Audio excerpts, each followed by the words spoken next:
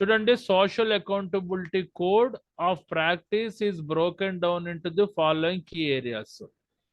ఏ రకంగా సామాజిక బాధ్యత ఈ క్రింద పేర్కొన్న ముఖ్యమైన ఏరియాలో డిస్ట్రిబ్యూట్ అయిందని అంటున్నాడు. చైల్డ్ లేబర్ అంటే no management will not suppose to encourage the child labour. Coming to the forced labour అంటే నిర్బంధ శ్రమజీవులు, వెట్టి చాకిరీ చేయించకూడదు ఎవరి చేత. అండ్ హెల్త్ అండ్ సేఫ్టీ అంటే హెల్త్ అండ్ సేఫ్టీ ప్రకారంగా దట్ మేనేజ్మెంట్ మనకి ఏ రకమైన ఎమ్యూనిటీస్ ప్రొవైడ్ చేయాలి, అది third important social accountability. Coming to the fourth one is the freedom of association and collective bargaining అంటే ఆ ఫ్యాక్టరీ ప్రిమిసెస్ లో పనిచేసే వర్కర్స్ సంఘాల కింద ఏర్పడి వాళ్ళకి రావాల్సిన బోనస్లు ఏదైనా మేనేజ్మెంట్ తోటి నెగోషియేషన్ చేసుకోవచ్చు. ఇది fourth point. Coming to the fifth one is the discrimination అంటే ఎట్టి పరిస్థితుల్లో వివక్ష చూపించకుండా ఉండడం. కులం పేరు పెట్టి, రేస్ పేరు పెట్టి, జాతి పేరు పెట్టి తిట్టడం లాంటివి చేయకూడదు.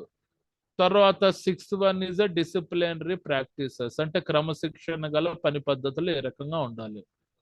Coming to the number 7 is the working hours, పని గంటలు ఎంత ఉండాలి. నెంబర్ 8 ఈజ్ ద కాంపన్సేషన్, ఒక వ్యక్తి ఇంజురీ అయినా, గాయపడినా, డిజేబుల్మెంట్ వచ్చినా ఏ రకమైన కాంపన్సేషన్ ఇవ్వాలి అన్నది 8th.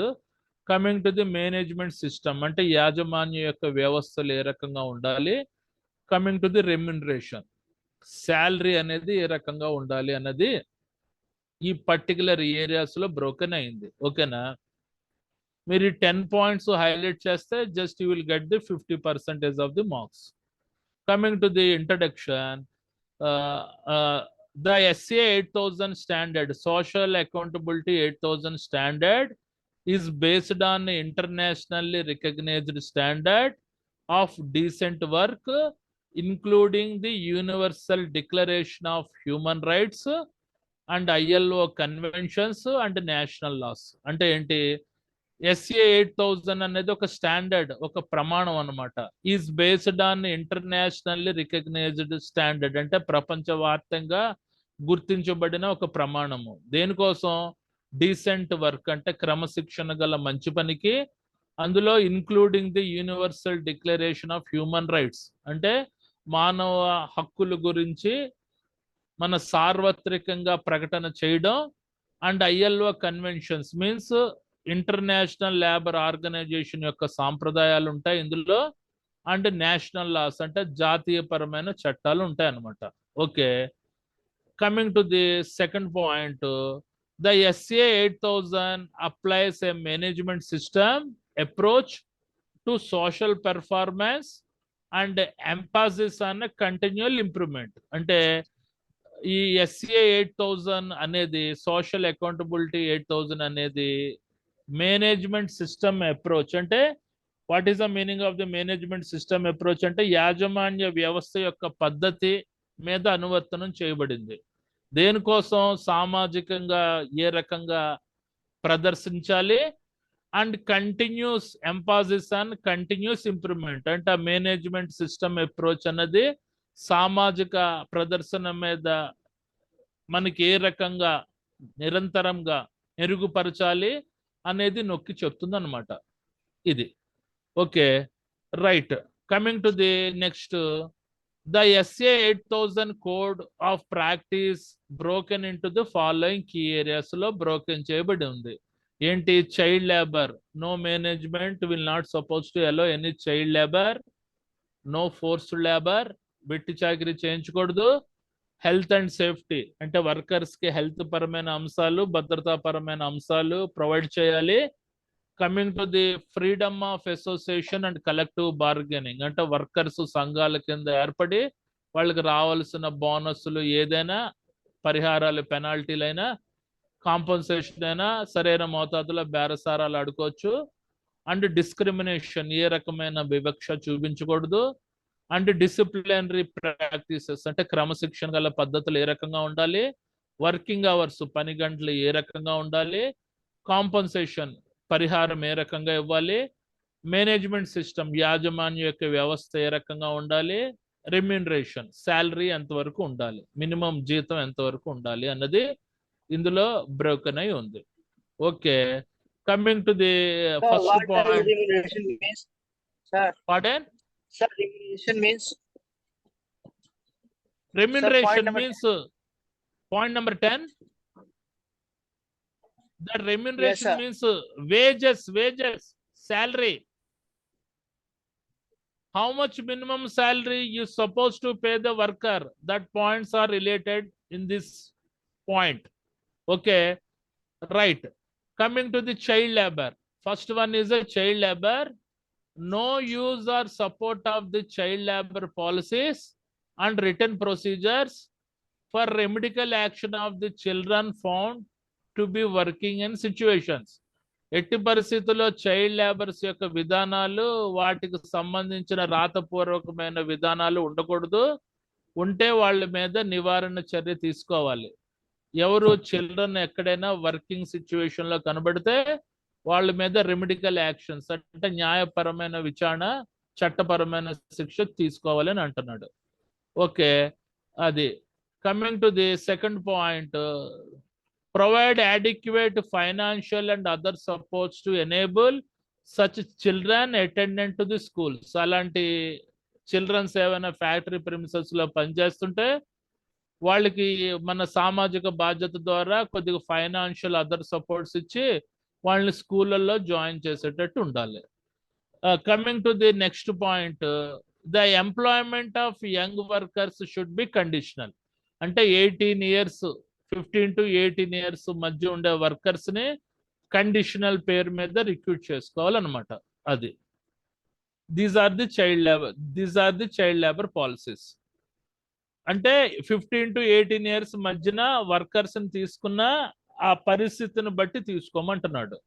Coming to the forced labour. Forced means నిర్బంధ శ్రమజీవులు.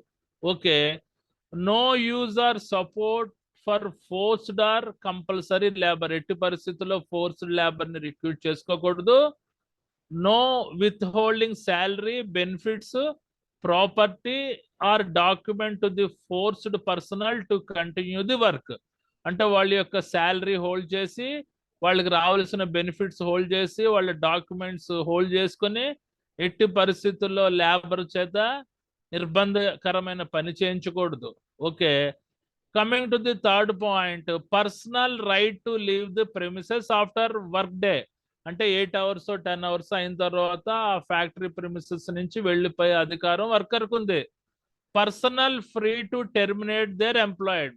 ఎప్పుడు పడితే ఆ వ్యక్తి మనకి రిజైన్ చేసే అధికారం కూడా ఆ వ్యక్తికి ఉండేటట్టు ఉండాలి.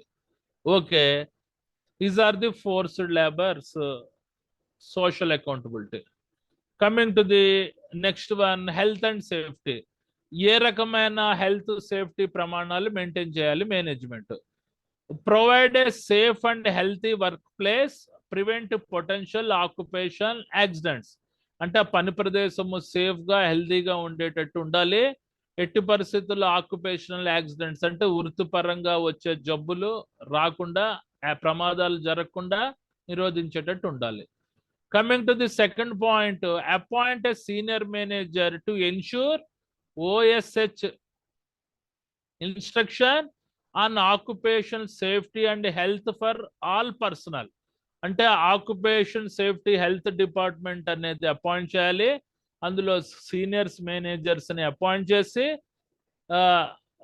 వృత్తిపరంగా ఏ రకమైన సేఫ్టీ హెల్త్ ధర్మాలను పాటించాలి అన్నది ఆ పర్టికులర్ సీనియర్ మేనేజర్ తోటి సూచనలు ఇప్పించేటట్టు ఉండటం.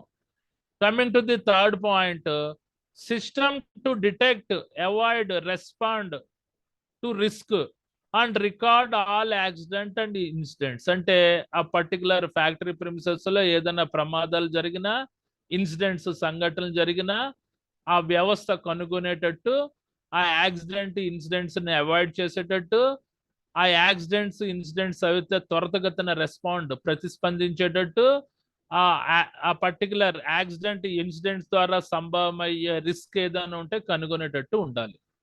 Okay, coming to the next point, provide proper personal protective equipment and medical attention in the event of the work related injury. కంపల్సరీగా వర్కర్స్ అందరికి పర్సనల్ ప్రొటెక్టివ్ ఎక్విప్మెంట్స్ ప్రొవైడ్ చేయాలి పనికి తగ్గట్టు. అండ్ ఏదైనా medical attention అంటే ఫస్ట్ ఎయిడ్ ట్రీట్మెంట్ లాంటివి, ఏదైనా work related injury అయితే ప్రాథమిక చేసే మినిమం వర్క్ స్టేషన్స్ ఉండేటట్టు. Coming to the next one, the provide hygienic toilets, drinking water, sanitary food storage, clean and safe, meet the basic needs of the workers, right to remove from the imminent health dangers. అంటే ఆరోగ్యపరమైన toilets, drinking water, sanitary food అనేది canteens లో maintain చేయడం, clean గా safe గా ఉండేటట్టు, ఆ basic needs of the workers, right to remove from the imminent health dangers, ఇవన్నీ అంటే వర్కర్స్ కి హెల్త్ ప్రకారంగా ఏ రకమైన డేంజర్స్ రాకుండా చూసే బాధ్యత కూడా మేనేజ్మెంట్ లో ఉంటుంది అనమాట. ఇవి health and safety accountability points. Okay, coming to the next one, the freedom of association and right to collective bargaining. అంటే ఆ పర్టికులర్ పరిశ్రమలో వర్కర్స్ సంఘాల కింద ఏర్పడి వాళ్ళకి రావాల్సిన అమౌంట్ పరిహారం కానీ బోనస్ కానీ ఆ పర్టికులర్ మేనేజ్మెంట్ తోటి కలెక్టివ్ బార్గెనింగ్ అంటే బేరసారాలు చేసుకోవచ్చు అని అంటున్నాడు. Coming to the point, the respect to the right from the trade unions and bargaining collectively. అంటే ఆ పరిశ్రమలో ట్రేడ్ యూనియన్స్ అన్నది ఓపెన్ గా ఫార్మ్ అవ్వచ్చు, వాళ్ళకి రావాల్సిన కాంపన్సేషన్ అదర్ బెనిఫిట్స్ ఆ మేనేజ్మెంట్ తోటి సరైన మోతాదులో బేరసారాలు ఆడుకోవచ్చు అని అంటున్నాడు. All personal or free to organise trade unions of their choice and bargaining collectively with their employees. అంటే జనరల్ గా ఏదైనా ప్రైవేట్ లిమిటెడ్ కంపెనీ అయినా పబ్లిక్ లిమిటెడ్ కంపెనీ అయినా పెద్ద పెద్ద సంస్థల్లో రెండో మూడో ట్రేడ్ యూనియన్స్ ఉంటాయి. వాళ్ళకి ఇష్టం వచ్చినట్టు ట్రేడ్ యూనియన్ లో జాయిన్ చేసుకుని వాళ్ళకి రావాల్సిన బోనస్ల గురించి ఆ పర్టికులర్ మేనేజర్ తోటి ఆ పర్టికులర్ మేనేజ్మెంట్ తోటి బేరసారాలు ఆడుకోవచ్చు అని అంటున్నాడు. Company coming to the third point, a company shall respect the right to organise the union and bargain collectively, not interfere in the workers organisation and collective bargaining. అంటే ఆ particular management ఆ trade unions కి respect ఇస్తూ వాళ్ళ అంశాల్లో ఏ రకమైన జోక్యాలు చేసుకోకూడదు, వాళ్ళు ఎంత మోతాదులో బేరసారాలు ఆడితే దానికి తగ్గట్టు అమౌంట్ రిలీజ్ చేయాలి అని అంటున్నాడు. ఇది freedom of association and right to collective bargaining. If these points are okay, just you have to apply an examination, or if you know the better than these points, ఆ points మీరు apply చేసుకోవచ్చు. కాకపోతే ఇది మాత్రం highlight చేయాలి ఈ point. ఓకేనా, fourth point highlight చేయడం. మీరు ఈ సబ్ పాయింట్సే రాయాలని మ్యాండేటరీ ఏం లేదు, మీరు ఓన్గా అయినా రాసుకోవచ్చు. కాకపోతే ఈ పాయింట్స్ అన్నది హైలైట్ చేయడం. ఓకేనా. Coming to the fifth point is a discrimination. Discrimination అంటే వివక్ష చూపించడం. No discrimination based on race, national or social origin, caste, birth, religion and disability, gender, sexual orientation, union membership, political opinions and age. అంటే మన discrimination అంటే వివక్ష చూపించడం, ఆ race బట్టి వివక్ష చూపించడం, నువ్వు నల్లగా ఉన్నావు, నువ్వు నీగ్రోగాడివి అన్నట్టు. నేషనల్ ఆర్ సోషల్ ఆరిజిన్, నువ్వు యూఆర్ బిలాంగ్స్ టు, మన చూడండి ఆఫ్రికన్స్ కంట్రీ వాళ్ళని చూస్తే మనకి చిన్న చూపు ఉంటుంది, శ్రీలంక వాళ్ళని చూస్తే చిన్న చూపు ఉంటుంది. అలాగే ఉండకూడదు. క్యాస్ట్ పేరు పెట్టి తిట్టకూడదు, వివక్ష చూపించకూడదు. బర్త్ అంటే ఆర్ఫెన్, కొంతమందికి ఫాదర్స్ ఉండరు, వాళ్ళ ప్రకారంగా వివక్ష చూపించకూడదు. మన రిలీజియన్, మతం పేరు పెట్టి వివక్ష చూపించకూడదు ముస్లిమ్స్ మీద, క్రిస్టియన్స్ మీద. అండ్ డిజేబిలిటీ అంటే వైకల్యం, ఒరే ఈడు హ్యాండిక్యాప్డ్ రా అని వాటి మీద వివక్ష చూపించకూడదు. జెండర్ అంటే మేల్ జెండర్, ఫిమేల్ జెండర్ ఉంటారు, కొంతమంది థర్డ్ జెండర్ వాళ్ళని కూడా మీరు వివక్ష చూపించకూడదు. సెక్షువల్ ఓరియంటేషన్ అంటే ఆడోళ్ళ మీద ఏ రకమైన సెక్షువల్ ఓరియంటేషన్ చేయకూడదు. యూనియన్ మెంబర్షిప్, పొలిటికల్ ఒపీనియన్ అంటే టీడీపీ గొప్పది, వైఎస్ఆర్సీపీ గొప్పది అన్న రకమైన వివక్షలు ఉండకూడదు. అండ్ వయసు మీద కూడా వివక్షలు ఉండకూడదు. సెకండ్ పాయింట్, మనకి no discrimination in hiring remuneration, access to the training, promotion, termination and retirement. ఎట్టి పరిస్థితుల్లో ఒరే నీ జీతం చాలా తక్కువరా అని వివక్ష చూపించకూడదు. యాక్సెస్ టు ది ట్రైనింగ్ అంటే వీడికి కూడా శిక్షణ అవసరమా అన్నట్టు చూడకూడదు. ప్రమోషన్ అంటే అనాథరైజ్డ్ పర్సన్ కి ప్రమోషన్లు వచ్చేసే నాకు రాలేదు అని వివక్ష చూపించకూడదు. టెర్మినేషన్ అంటే కొంతమందిని ఉద్యోగాన్ని నుంచి తీసేస్తుంటారు, వాళ్ళ మీద వివక్ష చూపించకూడదు. మన రిటైర్మెంట్ ఏజ్ వాళ్ళు ఉంటారు నాలాంటి వాళ్ళు, వాళ్ళ మీద వివక్ష చూపించకూడదు. ఓకే, ఇది second point. Coming to the third point, no interference with exercise of the personal tenants or practices and prohibition of threatening, abuse, exploitive, coercive behaviour at work place or company facilities. ఎట్టి పరిస్థితుల్లో తన వ్యక్తిగత సిద్ధాంతాలు, personal tenants అంటే వ్యక్తిగత సిద్ధాంతాలు ఇంకొకళ్ళ మీద రుద్దకూడదు. ప్రాక్టీసెస్ రుద్దకూడదు. ప్రొహిబిషన్ ఆఫ్ థ్రెటనింగ్ అంటే ఇంకొకళ్ళని ఏడిపించకూడదు, భయపెట్టకూడదు. అబ్యూజ్ అంటే బ్యాడ్ వర్డ్స్ తోటి తిట్టకూడదు. ఎక్స్ప్లోటివ్ అంటే దోపిడీ చేయకూడదు. కర్సివ్ బిహేవియర్ అంటే అంటే అనుచితమైన ప్రవర్తన చేయకూడదు, ఎక్కడ ఆ పని ప్రదేశంలో కానీ ఆ కంపెనీ ఫెసిలిటీస్ మీద కానీ. ఓకే, అది మనకి డిస్క్రిమినేషన్ రిలేటెడ్ పాయింట్స్. ఇంకా చాలా రాసుకోవచ్చు, కొన్ని పాయింట్స్ ఇచ్చాను. Okay, coming to the next, మనకి డిసిప్లినరీ ప్రాక్టీసెస్ అంటే క్రమశిక్షణ గల పద్ధతులు. Treat all personal with dignity and respect అంటే అందరు వ్యక్తుల్ని ఇంక్లూడింగ్ స్వీపర్ అయినా మన డిగ్నిటీగా రెస్పెక్ట్గా ఉండాలి. Zero tolerance of the corporal punishment, mental or physical abuse to the workers, no harsh or ఇన్హ్యూమనస్ treatment. అంటే చూడండి, కార్పొరల్ పనిష్మెంట్ అన్నది ఎట్టి పరిస్థితుల్లో ఇవ్వకూడదు. అంటే సారీ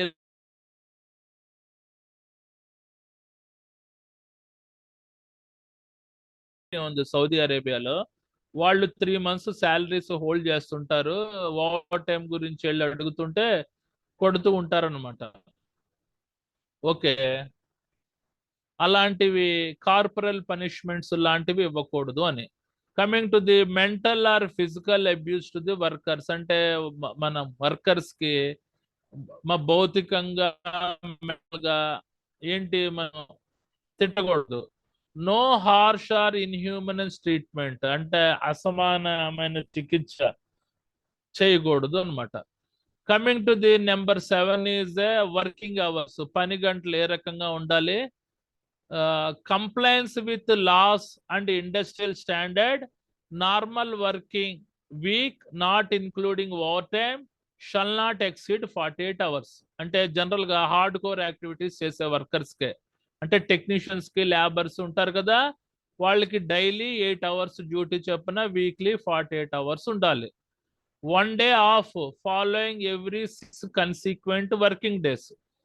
6 రోజులు పని అయిన తర్వాత సండే అనేది సెలవు ఉండాలి, with some expectations. If over time is voluntary, not regular are not more than 12 hours per week. అంటే డైలీ 2 hours చొప్పున వీక్లీ 12 hours మించి ఇవ్వకూడదు. ఇది ఓవర్ టైం. ఓకే, ఇది ఓన్లీ హార్డ్ కోర్ యాక్టివిటీస్ చేసే వర్కర్స్ కి, టెక్నీషియన్స్ కి మాత్రమే. అదర్ సూపర్వైజర్స్, మేనేజర్స్ ఎమర్జెన్సీ ఉంటే they have to spend more than 12 hours. అది సూపర్వైజర్స్ కి, మేనేజర్ క్యాడర్ లో ఉన్న వాళ్ళకి అప్లికబుల్ కాదు. ఓన్లీ ఫోర్మెన్స్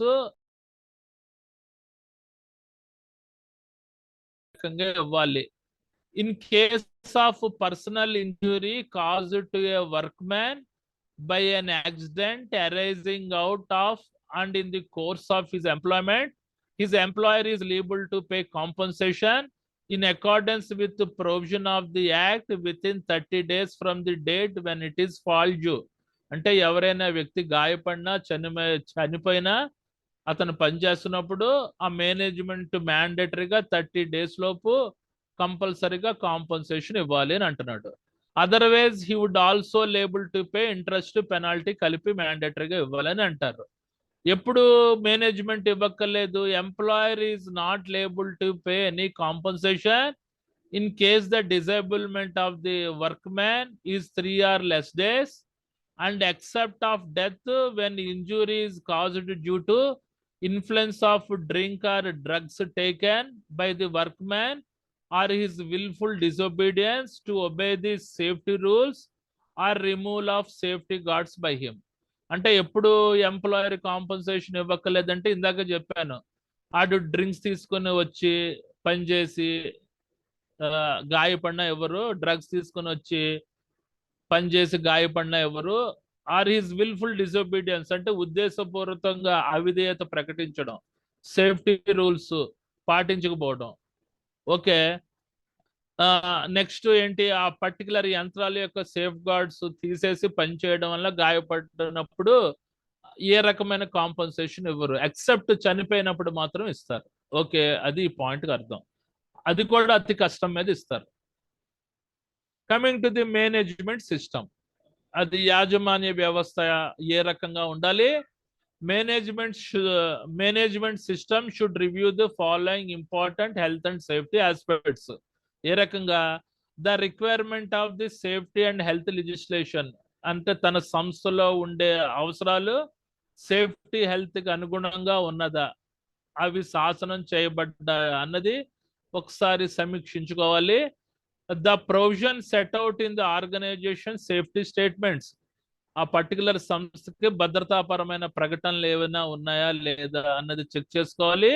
లేకపోతే ఆ రూల్స్ అప్లై చేసేటట్టు నియమించేటట్టు ఉండాలి. మన provision of safety and health guidelines in the organisation, ఆ భద్రత మరియు ఆరోగ్యపరమైన మార్గదర్శకాలు మన ప్రొవిజన్స్ కింద ఉన్నాయా లేదా అన్నది రివ్యూ చేసుకోవడం. Best practices in the organisation employment sector, మనం ఉన్న దాంట్లో అద్భుతమైన పని పద్ధతులు ఇస్తున్నామా లేదా అన్నది సమీక్షించుకోవడం. Identify the hazards and carry out the risk assessment, సంభవమయ్యే ప్రమాదాలు గుర్తించడం, సంభవమయ్యే ప్రమాదాలు అంచనా వేయడం. ఇది 9th point. Coming to the 10th point, ఇందాక ఒక ఆయన డౌట్ అడిగారు, remuneration means salary, wage.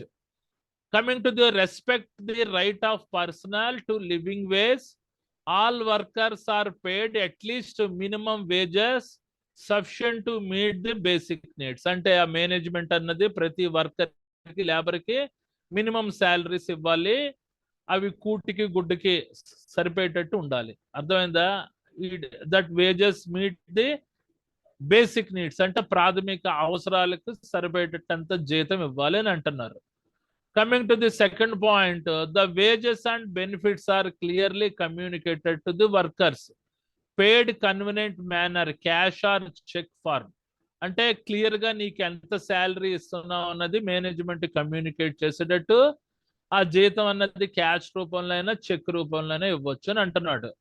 Over time paid premium rate is also compulsory included and payroll slip, ఆ పర్టికులర్ పేరోల్ స్లిప్ లో నువ్వు ఓవర్ టైం ఎంత చేసావు, దానికి ఎంత శాలరీ ఇస్తున్నావు అన్నది కూడా క్లియర్ గా పేరోల్ స్లిప్ మీద మెన్షన్ చేసేటట్టు ఉండాలి. Coming to the third point, the prohibited use of labour only in short term contracts, false apprenticeship schemes to avoid the legal obligation to the personnel, అంటే ఎట్టి పరిస్థితుల్లో ఆ లేబర్ ని short term contract లో పట్టుకొచ్చి వెట్టి చాకరీ చేయించడం. ఫాల్స్ అప్రెంటిస్షిప్ స్కీమ్స్ అంటే తప్పుడు అప్రెంటిస్షిప్ పథకాలు పెట్టి ఆ వర్కర్స్ చేత శ్రమ దోపిడీ చేయించడం.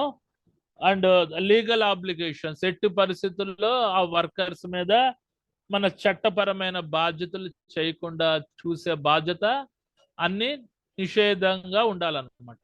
Okay, prohibited use of the labour only in short term contract, అంటే షార్ట్ టర్మ్ కాంట్రాక్ట్ లో వర్కర్లను పట్టుకొచ్చి పనిచేయించడం.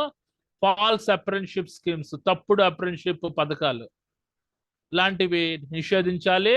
ఎట్టి పరిస్థితుల్లో వర్కర్స్ మీద లీగల్ ఆబ్లిగేషన్స్ లేకుండా చూడాలన్నమాట. ఓకే, ఇది రెమ్యూనరేషన్ రిలేటెడ్ పాయింట్స్. దీంతో అయిపోయింది టాపిక్.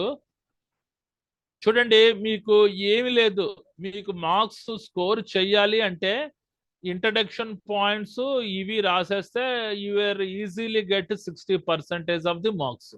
మీరు ఈ సబ్ పాయింట్స్ అన్నది మీరు ఓన్గా రాసుకోవచ్చు, దట్ డజంట్ మ్యాటర్. కొద్దిగా వర్క్ మ్యాన్ కాంపన్సేషన్ లో పాయింట్స్ వైజ్ గా ఉన్నాయి, అవి మ్యాండేటరీగా చదవాలి. ఇలాంటి సైడ్ హెడ్డింగ్స్ ఉన్నవి ఉంటే పర్వాలేదు. ఇప్పుడు చూడండి, ప్రొవిజన్స్ ఇన్ ఫ్యాక్టరీస్ యాక్ట్ 1948 లో సెక్షన్స్ ఉన్నాయి.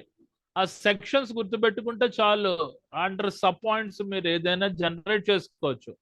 ఇప్పుడు మన provisions in factories act chapter 4A hazardous process ఉంది. అందులో 8 9 సెక్షన్స్ ఉన్నాయి. మీరు ఆ సెక్షన్స్ హజార్డస్ ప్రాసెస్ డెఫినేషన్ రాస్తే 50% వచ్చేస్తాయి మార్క్స్. తర్వాత సబ్ పాయింట్స్ అవి మీరు ఓన్ గా రాసుకోవచ్చు. ఆ రకంగా మీరు సైడ్ హెడ్డింగ్స్ అనేది కంపల్సరీగా బై హార్ట్ చేయాలి. అర్థమైందా? ఈ పేపర్ అయిపోవాలంటే మీకు. అలాగా కొన్ని టాపిక్స్ లో పాయింట్స్ ఉంటాయి, కొన్ని టాపిక్స్ లో సైడ్ హెడ్డింగ్స్ ఉంటాయి. ఈ రకంగా ప్రతి సైడ్ హెడ్డింగ్ పాయింట్ గుర్తుపెట్టుకొని దానికి మన రిలేటెడ్ గా పాయింట్స్ రాసుకుంటూ వెళ్ళిపోవడమే. మనకి ఒకే రోజు 2 ఎగ్జామ్స్ పెడతారు కాబట్టి ఈ పాయింట్స్ కంటే సైడ్ హెడ్డింగ్స్ బై హార్ట్ చేసి ఎగ్జామినేషన్ పాయింట్ ఆఫ్ వ్యూలో వెళ్ళిపోతే సరిపోతుంది. మీరు ఓన్గా రాసేటట్టు ఉండాలి. Okay, any doubts? ఇది ఈజీ టాపిక్, ఇది పెద్ద కష్టం కాదు. ఎవరో 10th పాయింట్ అర్థం కాలేదు అన్నారు. I think that person is cleared. Remuneration means minimum salary that management should provided to the workers, that should be his basic needs, mandatory to cover his basic needs. అంటే అతను food కి బట్టకి సరిపడేటంత minimum జీతం ఇవ్వాలన్నమాట. ఇది remuneration. Okay, right. Remuneration means wages, salary. Okay, చూడండి introduction points. Social accountability is a standard, ఇది ఒక ప్రమాణము. Is based on the internationally recognised standards, అంటే ప్రపంచం మొత్తం గుర్తించబడిన ఒక ప్రమాణము. దేనికోసం? ఆఫ్ డీసెంట్ వర్క్, క్రమబద్ధీకరణమైన మంచి పని, including the universal declaration of human rights. ఇందులో మానవ హక్కుల గురించి సార్వత్రికంగా ప్రకటన చేయబడి ఉంటాయి. ILO కన్వెన్షన్స్ టాపిక్ చెప్తాను మీకు. ఇంటర్నేషనల్ లేబర్ ఆర్గనైజేషన్ కన్వెన్షన్స్ అంటే సంప్రదాయాలు ఉంటాయి, మరియు నేషనల్ లాస్ ఉంటాయి, జాతీయపరమైన చట్టాలు ఉంటాయి. The SA8000 is applies to A management system approach to social performance and Mphasis and continual improvement. అంటే సోషల్ అకౌంటబిలిటీ ఎక్కడ అనువర్తనం అయిందంటే మేనేజ్మెంట్ సిస్టమ్ అప్రోచ్, అంటే యాజమాన్య వ్యవస్థ యొక్క విధానం మీద దీనిది అనువర్తనం చేయబడింది. ఇందులో సోషల్ పెర్ఫార్మెన్స్ అంటే సామాజిక పరమైన ప్రదర్శన ఉంటుంది, and Mphasis in continual improvement అంటే ఆ పర్టికులర్ సామాజిక ప్రదర్శన ఏ రకంగా నిరంతరంగా మెరుగుపరచాలి అన్నది నొక్కి చెప్పే అంశాలు ఉంటాయి అన్నమాట ఇవి. ఓకే, సామాజిక పరమైన అంశాలు ఏముంటాయి ఇందులో? No child labour, no forced labour, and health and safety requirement should be mandatory to provide to the worker, and freedom of association and collective bargaining, అంటే ఎవరైనా వర్కర్స్ వాళ్ళకి నచ్చిన ట్రేడ్ యూనియన్స్ లో జాయిన్ చేయొచ్చు. అండ్ డిస్క్రిమినేషన్, ఎట్టి పరిస్థితుల్లో వివక్ష చూపించకపోవడం. Disciplinary practice అంటే క్రమశిక్షణ గల పద్ధతులు. వర్కింగ్ అవర్స్ అంటే హార్డ్ కోర్ యాక్టివిటీస్ చేసే workers 8 hours normal duty, 2 hours overtime. That is not applicable to supervisors, managers. Only hard core activity చేసే వర్కర్స్ కి మాత్రమే ఇది. తర్వాత కాంపన్సేషన్, పరిహారం ఏ రకంగా ఉండాలి. మేనేజ్మెంట్ సిస్టమ్ అంటే యాజమాన్య వ్యవస్థ మనకి ఏ రకంగా ఉండాలి. ద రెమ్యూనరేషన్, జీతం ఎంత ఉండాలి అన్నది ఇందులో ఉంటాయన్నమాట. ఏమైనా డౌట్స్ అడగండి, చెప్తాను. రైట్, ముందు టాపిక్ లో ఏమైనా డౌట్స్ ఉన్నాయా? ఈ వర్క్ మ్యాన్ కాంపన్సేషన్ యాక్ట్ ఇది చాలా ఇంపార్టెంట్, ఇది చాలా సార్లు అడిగాడు. ఓకే, ఇందులో చూడండి పాయింట్స్. ఇందులో ఏమైనా డౌట్స్ ఉంటే అడగండి. ఇదిగోండి, ఇందులో 4th పాయింట్ కొద్దిగా క్రిటికల్ గా ఉంది, ఇంకోసారి చెప్తాను. A social security division has been set up under the ministry of labour and employment which deals with framing of social security policy for the workers and implementation of various social security. Social security division అంటే సామాజిక భద్రతా విభాగాన్ని కంపల్సరీగా ఏర్పాటు చేయాలి under the ministry of labour and employment అనుగుణంగా. Which deals with, ఇది దేంతో డీల్ చేస్తుందంటే సోషల్ సెక్యూరిటీ పాలసీ అంటే సామాజిక భద్రతా విధానాలు ఎవరికి, వర్కర్స్కి అందేటట్టు, అండ్ సామాజిక భద్రతా పథకాలు వర్కర్స్కి ఏ రకంగా అమలు చేయాలి అన్నది ఈ సోషల్ సెక్యూరిటీ డివిజన్ అనేది చూసుకుంటుంది. It is also responsible for the enforcing the act. అంటే ఈ సోషల్ సెక్యూరిటీ డివిజన్ అనేది వర్క్ మ్యాన్ కాంపన్సేషన్ యాక్ట్ అనేది అమలు చేయడానికి ఉపయోగపడుతుంది. The act is administrated by state government. Work man compensation act అనేది స్టేట్ గవర్నమెంట్ ఆధ్వర్యంలో నిర్వహించబడుతుంది. దేని ద్వారా? Commissioners for work man compensation. ఇందులో సమగ్రమైన అధికారులు ఉంటారు, IAS officers.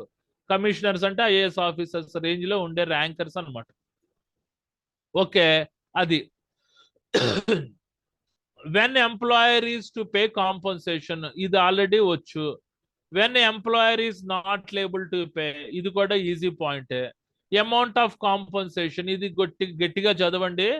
Amount of compensation చనిపోయినప్పుడు 80,000 పరిహారము, లేకపోతే అతని బేసిక్ శాలరీలో ఒక రిలవెంట్ ఫ్యాక్టర్ తోటి మల్టిప్లై చేస్తారు. ఆ రిలవెంట్ ఫ్యాక్టర్ అనేది యాజ్ పర్ షెడ్యూల్ 4 వివరాల జాబితాలో ఉంటాయి. అంటే ఒక ఏజ్కి ఒక రిలవెంట్ ఫ్యాక్టర్, 30 ఏళ్ళకైతే ఒక రిలవెంట్ ఫ్యాక్టర్, 25 ఏళ్ళకైతే ఒక రిలవెంట్ ఫ్యాక్టర్, 55 ఏళ్ళకైతే ఒక రిలవెంట్ ఫ్యాక్టర్ తోటి మల్టిప్లై చేస్తారు. అంటే తక్కువ వయసులో గాయపడిన వ్యక్తికి పరిహారం ఎక్కువగా వస్తుంది కంపారిటివ్ ఎక్కువ వయసులో గాయపడిన వ్యక్తి కంటే. In case of permanent total disablement వస్తే 60% of monthly wage multiplied by the relevant factor, schedule 4 లో పేర్కొన్న రిలవెంట్ ఫ్యాక్టర్, ఆర్ 90,000. అంటే కాంపన్సేషన్ అంటే పర్మనెంట్ డిజేబుల్మెంట్ మన డెత్ కంటే పర్మనెంట్ టోటల్ డిజేబుల్మెంట్ కి ఎక్కువ కాంపన్సేషన్ ఇస్తుంది. అలాగా పర్మనెంట్ పార్షల్ డిజేబుల్మెంట్ కూడా సేమ్ కాంపన్సేషన్ ఇస్తారు, కానీ లైఫ్ లాంగ్ ఇవ్వరు. ఎప్పుడైతే ఆ పార్షల్ డిజేబుల్మెంట్ తగ్గిపోయిందో అప్పటి నుంచి ఈ కాంపన్సేషన్ అంటే ఆ అమౌంట్ ఇవ్వడం ఆపేస్తారనమాట. ఓకే, తర్వాత notice, claim, contracting out. Okay, తర్వాత ఎపీల్, రికవరీ. ఈ పాయింట్స్ హైలైట్ చేసుకోండి మీరు. ఓకే, చూడండి, ఇది వర్క్ మ్యాన్ కాంపన్సేషన్ యాక్ట్ అనేది ఫస్ట్ రైల్వే ఎంప్లాయీస్ కి ఇంప్లిమెంట్ అయిన తర్వాత నెక్స్ట్ ఫ్యాక్టరీస్ కి ఇంప్లిమెంట్ అయింది. మైన్స్ అంటే గనులు, ప్లాంటేషన్స్ అంటే పూల తోటలు, పండ్ల తోటలు అంటే agriculture works, mechanically propelled vehicle అంటే ట్రాన్స్పోర్ట్ లో, construction workers, building construction workers కి, సర్టెన్ అదర్ హజార్డస్ ఆక్యుపేషన్స్ అంటే ఇతర ప్రమాదకరమైన వృత్తులు కూడా ఈ వర్క్ మ్యాన్ కాంపన్సేషన్ అన్నది అప్లికబుల్ చేయబడింది, అనువర్తనం చేయబడింది అని అంటున్నారు.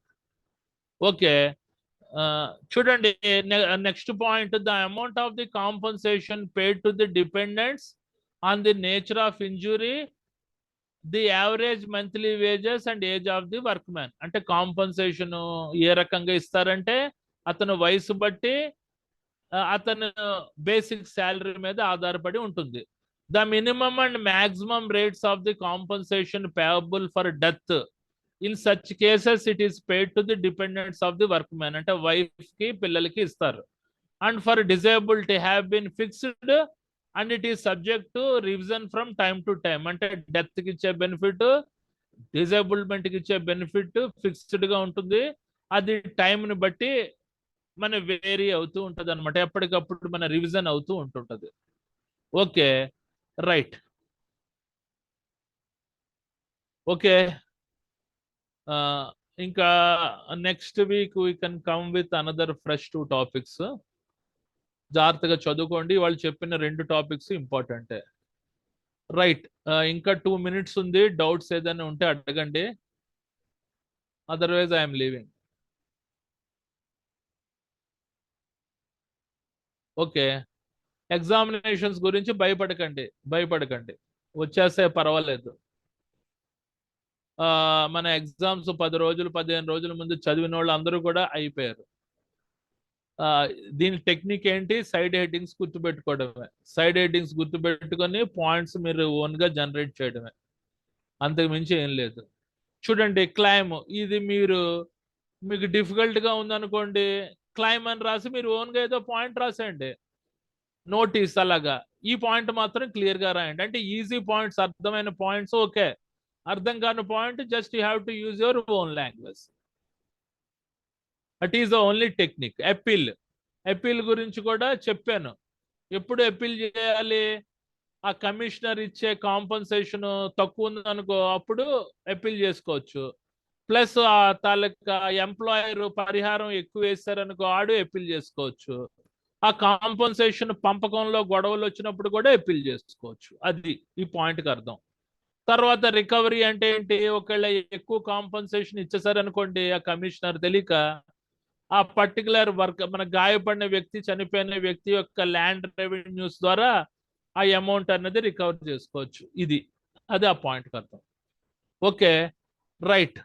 నేను షేర్ స్టాప్ చేస్తున్నాను.